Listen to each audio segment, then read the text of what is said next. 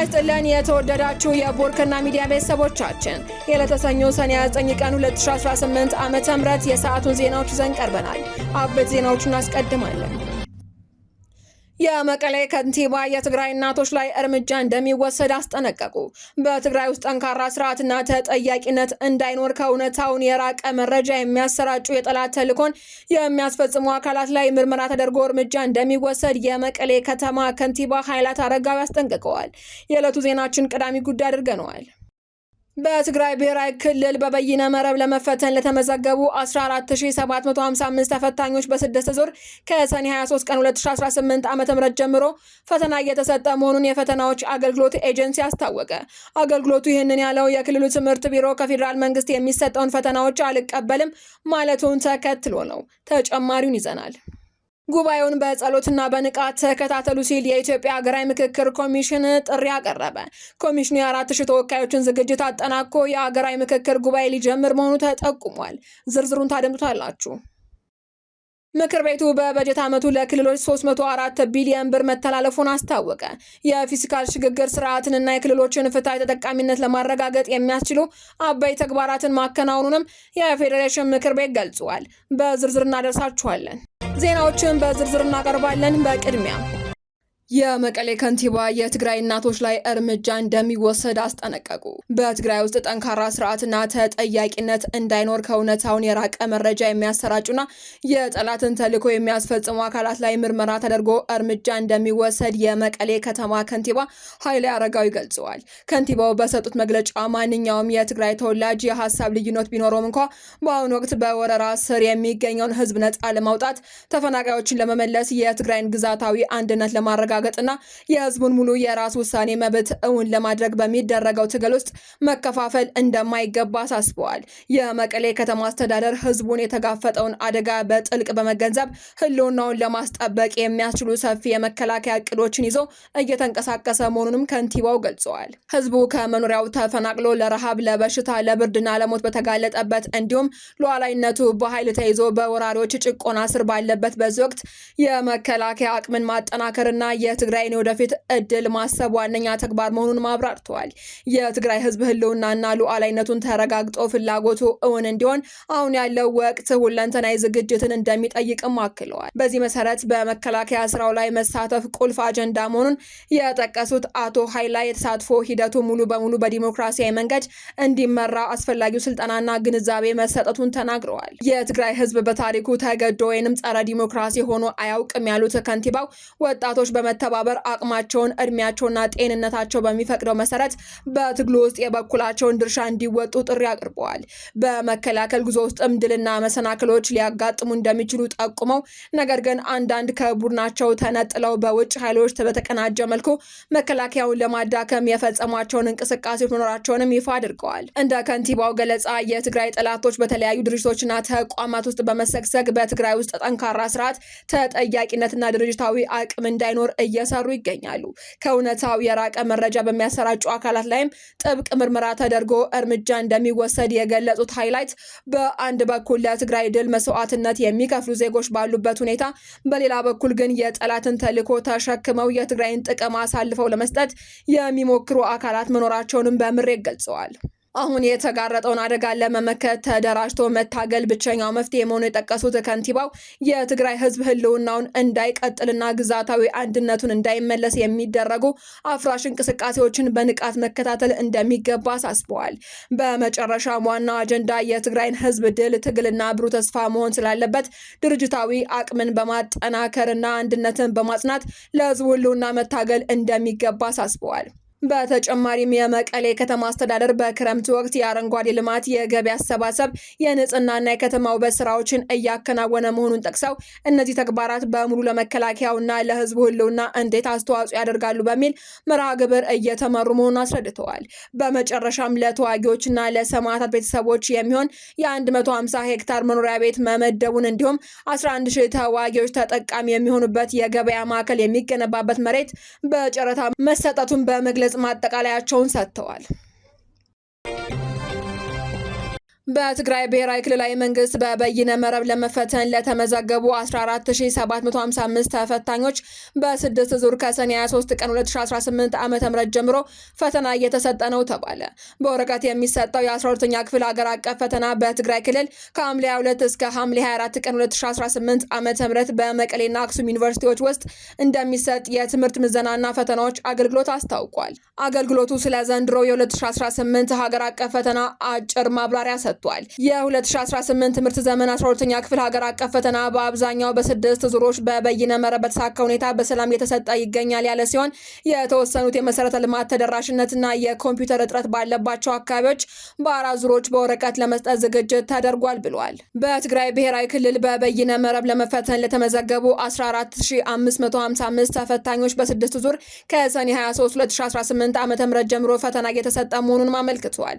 በክልሉ በወረቀት ለመፈተን ለተመዘገቡ 15325 ተፈታኞች ከሐምሌ 22 እስከ ሐምሌ 4 ቀን 2018 ዓ.ም ድረስ በመቀሌና በአክሱም ዩኒቨርሲቲዎች ውስጥ በወረቀት እንዲፈተኑ ዝግጅት ተደርጓል ሲል ገልጿል።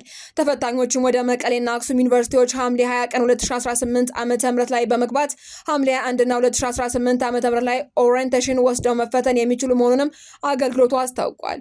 አገልግሎቱ ይህንን ያለው የትግራይ ክልል ትምህርት ቢሮ በአጭር ጊዜ ውስጥ በራሱ ፈተና አውጥቶ ተማሪዎችን እንደሚፈትን ማስታወቁን ተከትሎ ነው። የክልሉ ትምህርት ቢሮ ኃላፊ ዶክተር ኪሮስ ጎሽ ሰኔ 29 ቀን 2018 ዓ.ም ዩኒቨርሲቲ ገብተው ከሐምሌ 1 ቀን ጀምሮ በወረቀት ሊፈተኑ የነበሩ 15349 ተማሪዎች በትምህርት ሚኒስቴር ምክንያት ፈተናው ስለቀረባቸው ወደ ዩኒቨርሲቲ እንዳይጓዙ ተነግሯቸዋል ብሏል። ፈተናው በአውሮፕላን የሚመጣና በፌዴራል ፖሊስ የሚጠበቅ በመሆኑ ወደ ትግራይ እንዳይላክ የሚያደርግ ምንም አይነት ምክንያት የለም ያሉት ኃላፊው የሚኒስትሩ ውሳኔ ፖለቲካዊ ውሳኔ ነው ሲሉም ገልጸውታል። የክልሉ ካቢኔ ፈተና ወረቀቱን በወቅቱ እንዲላክ ለፌዴራል መንግስቱ ደብዳቤ አስተላልፈዋል። እስካሁን አዎንታዊ ምላሽ አላገኘንም ብለዋል። በዚህ ምክንያት ትምህርት ቢሮ የራሱን ፈተና አዘጋጅቶ ላልተፈተኑ ተማሪዎች ፈተናውን በአጭር ጊዜ ውስጥ እንደሚሰጥ አመላክቷል። ኃላፊው የትግራይ ክልላዊ መንግስት የራሱን የዩኒቨርሲቲ መግቢያ ነጥብ ወስኖ ተማሪዎችን ወደ ዩኒቨርሲቲ እንደሚያስገባ ገልጸው የፈተናው ጊዜም ወደፊት ይፋ ይደረጋል ብለዋል። የክልሉ ትምህርት ቢሮ ራሴ ፈተና አውጥቼ ፈትናለሁ የሚለውን ውሳኔ በክልሉ መገናኛ ብዙሃን የተመለከቱት አስተያየት ሰጪዎችም ውሳኔው በተማሪዎች ወደፊት እጣ ፈንታ ላይ ሊያስከትል የሚችለውን አደጋ በመጥቀስም ከፍተኛ የሆነ ስጋታቸውን እየገለጹ ይገኛሉ። የትግራይ ክልል ትምህርት ቢሮ በራሴ ፈተና አዘጋጅቼ እፈትናለሁ ማለቱንም ተከትሎ ስማቸው እንዲጠቀስ ያልፈለጉ የፌዴራል መንግስት የትምህርት ምዘናና ፈተናዎች አገልግሎት ታማኝ የመረጃ ምንጭ ይህንን ፈተና የማዘጋጀት ስልጣን የፌዴራል መንግስቱ የትምህርትና ምዘና ፈተናዎች አገልግሎት ብቻ ነው ያሉ ሲሆን ማንኛውም ክልል የሀገር አቀፍ ፈተና የማውጣትና የመፈተን ህጋዊ ስልጣን እንደሌለው አስታውቋል። የክልሉ ራሴ ፈተና አውጥቼ እፈትናለሁ የሚለው አካሄድ ፍጹም ቅቡልነት የሌለው መሆኑን የገለጹት አመራሩ እንፈትናለን ብለው ከወሰኑና ፈተናውን ከሰጡ የፈተና ውጤት ምንም አይነት ተቀባይነት ስለማይኖረው የምስኪን ተማሪዎችን የቀጣይ የህይወት ጉዞ ነው የሚያበላሹ ሲሉም አስጠንቅቀዋል።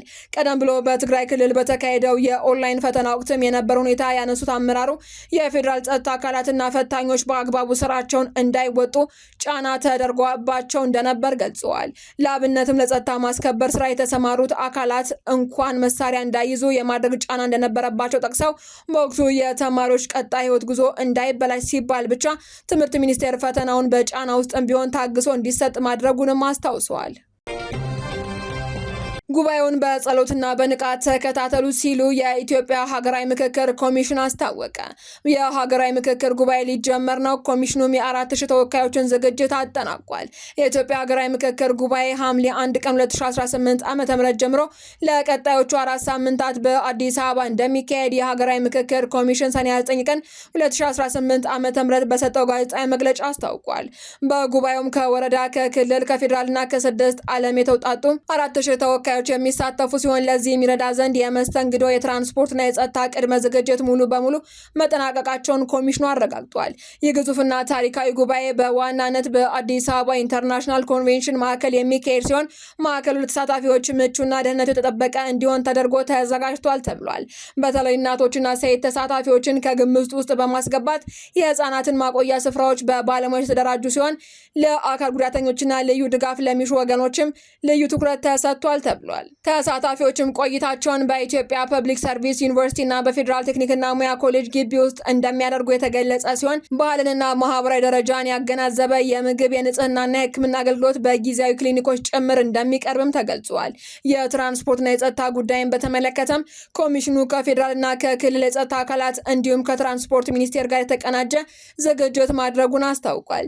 ተሳታፊዎችም ከየአካባቢያቸው ወደ አዲስ አበባ ከሚገቡበት የአየርና የብስ አማራጮች የተመቻቹ ሲሆን በከተማ ውስጥም የትራንስፖርትና የቋንቋ እገዛ የሚያደርጉ በጎ ፈቃደኞች ተሰማርተዋል ተብሏል። ኮሚሽኑ ተሳታፊዎች እስከ ሐምሌ 1 ቀን 2018 ዓ.ም ድረስ አዲስ አበባ በመግባት ሪፖርት እንዲያደርጉ ጥሪ ያቀረበ ሲሆን በአንዳንድ የግልና የመንግስት ተቋማት ውስጥ ያሉ ተወካዮች የፈቃድ ችግር እየገጠማቸው መሆኑን ጠቁሟል።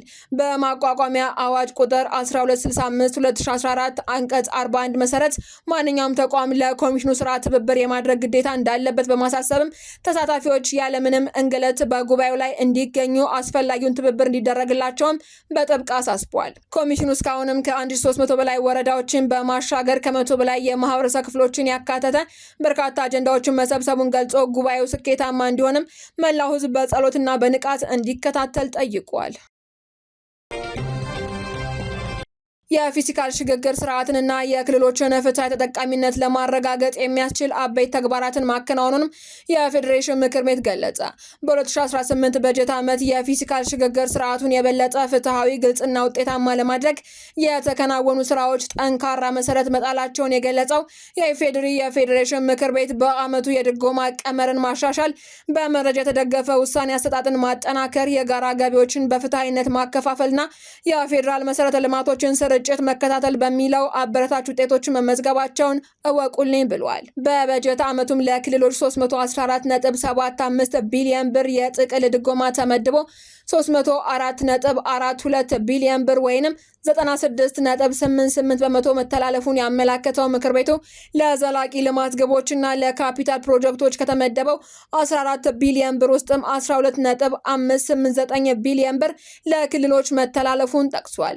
በተጨማሪም ከተሰበሰበው የጋራ ገቢ 172.2 ቢሊዮን ብር ለፌዴራል መንግስትና 132.78 ቢሊዮን ብር ለክልሎች ሲከፋፈል በማዕድን ሮያሊቲ ገቢ ከ2017 ጋር ሲነጻጸር ከፍተኛ እድገት ማሳየቱም ተጠቁሟል። ምክር ቤቱ በበጀት ዓመቱ ለክልሎች 304 ቢሊዮን ብር መተላለፉን አስታወቀ። አድማጮቻችን፣ የሰዓቱ ዜናዎቻችን ተጠናቀዋል። ስለተከታተላችሁ እናመሰግናለን። ሰላም።